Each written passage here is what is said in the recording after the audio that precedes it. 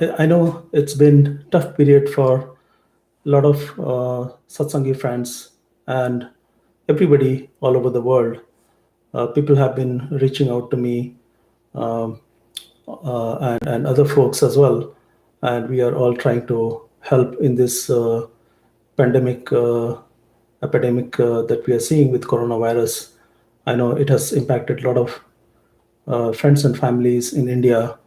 I know several of satsangis families have been terribly impacted, and we are Isha per se is not involved, but on an individual basis, people are trying to do whatever they can. Uh, this is a tough period because some lives have been lost, and dear ones have been separated from us. It seems quite untimely when we hear of the news like this that somebody has passed away. Our Ishwaji uh, himself passed away recently, whose picture you see next to me. So we have been kind of dealing with this for quite some time now, and this has not only uh, hampered our normal life, but seems like going forward also it might have an impact because we are having to wear masks and take precaution all the time. And although things are coming back to normal slowly, I think it is also causing a lot of damage. Like people have been confined in their homes, and psychologically, it's taking a toll. I was talking to one of the psychologist friends, and he was saying that even the younger folks have been getting impacted due to this because they are used to going to school and used to sort of social interaction. Now because of this coronavirus, they're confining themselves to the home, and it is taking a toll on parents life as well.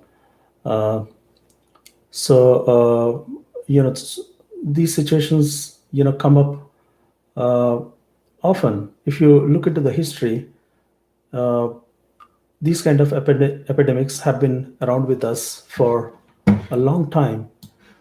People have died in large numbers because of viruses going on. If you look into the history, you'll find that probably in the 14th century there was a plague, and millions of lives. I think almost 50% of the population got impacted at the time.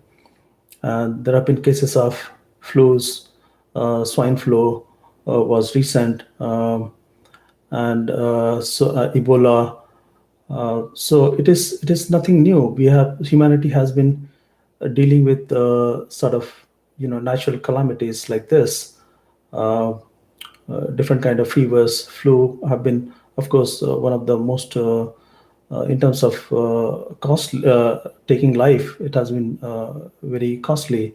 It has impacted a lot of people. So this we see occurrence of these viruses often in history, and humanity seems like is unable to deal with these situations. And in comparison to what nature does, human life seems to be very frail. uh, if you look at into the larger cosmic time, we have been here uh, in this universe for 14 billion years according to science.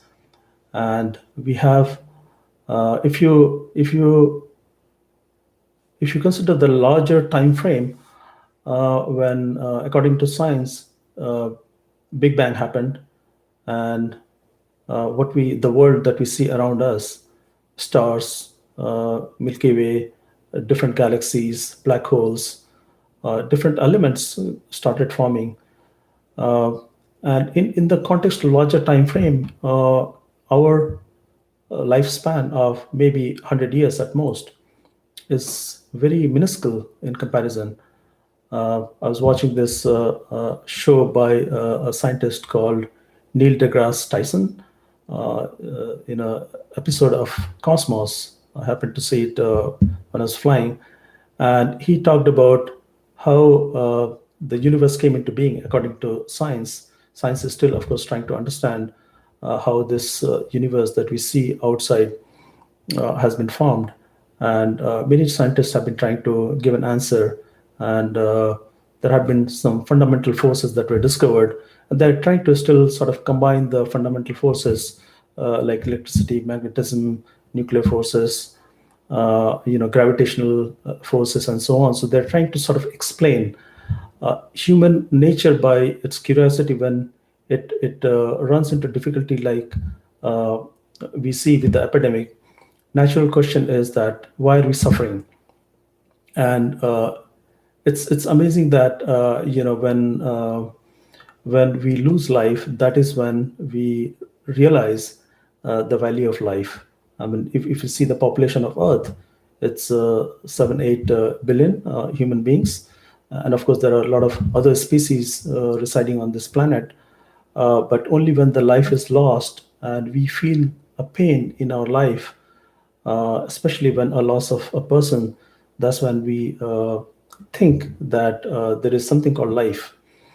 And we sort of try to answer that. And science has been looking at this question for much longer, or as long as human beings have been around. At least in the last few hundred years of development that you see, we have been able to science have been able to develop these telescopes through which we can sort of measure. And science has been developed in such a way that through mathematics and equation, and some fundamental reasoning, you can go behind and understand what this universe is like. So science has been trying to get an answer, but from at a human level, we also try to understand what is death, why do we suffer.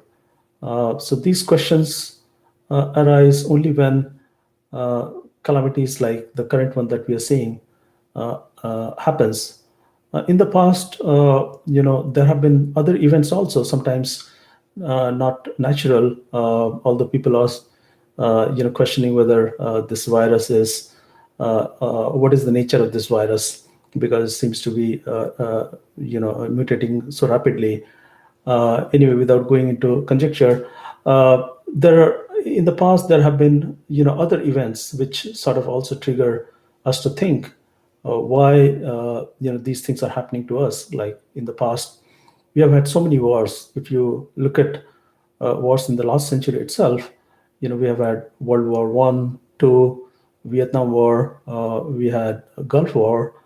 Uh, we There have been attacks in Syria, Iraq. We It seems like human beings somehow are always, when there is a quiet period, somebody comes up with an idea of expanding their sort of universe, or the parts of the world that they rule. And so it's in the sort of human nature to gather more and more. And so in this case, it happens that, okay, maybe somebody who is in power wants to occupy more space. And this is not true of just now in last few hundred years, but if you look at the big empires, they have also been trying to expand their scope of their empire. uh, Alexander himself, he wanted to rule the whole world, and at the end, just before his deathbed, he realized the futility of uh, amassing so much wealth that could not even prolong his life for a few hours. He was trying to go back to home after conquering a lot of places, and he fell ill. And he was asking his ministers if he could get another hour so that he could go back to his birthplace, because he wanted to. When he eventually realized that, okay, he will die because of his sickness, he just wanted few hours of extra life granted to him. But So we do not understand why our lives are suddenly taken away, and how does this life actually works. So these critical questions only come to us when there is a misery associated with it. Somehow mind feels that although there is ups and downs in our life, when there is a misery, we somehow feel the impact of that, maybe in hundred folds. So imagine you have a good period going on with you, and if you had 100 hours, as Ishwaji used to say himself, if you had 100 hours of pleasure, that pleasurable time would go away so quickly that it would feel to you that you have only spent 1 hour in enjoying your life. Whereas if you had 1 hour of difficult period, it might feel so miserable that you might feel that you have spent 100 hours in this situation. So mind has strange way of sort of measuring these ups and downs. But ups and downs have been here with us. Uh, we, as I was earlier saying, that we have a population of close to 7 billion on this earth. Uh, it would not be 7 billion if people have been dying all the time. Of course, when people have been born, that's why the population is so large. So if we were to measure against that, a lot of people say that the population of this earth is too large. This planet cannot sustain such a huge amount of life. So but if you were to measure it in the right context, that okay, there are so many people being born, and so one day they have to die, because whoever is born has to die. It's just that circumstances are different at different point in time. Some people die because of illness, like the one we are seeing in coronavirus. Sometimes it's just wars, man-made wars most of the time.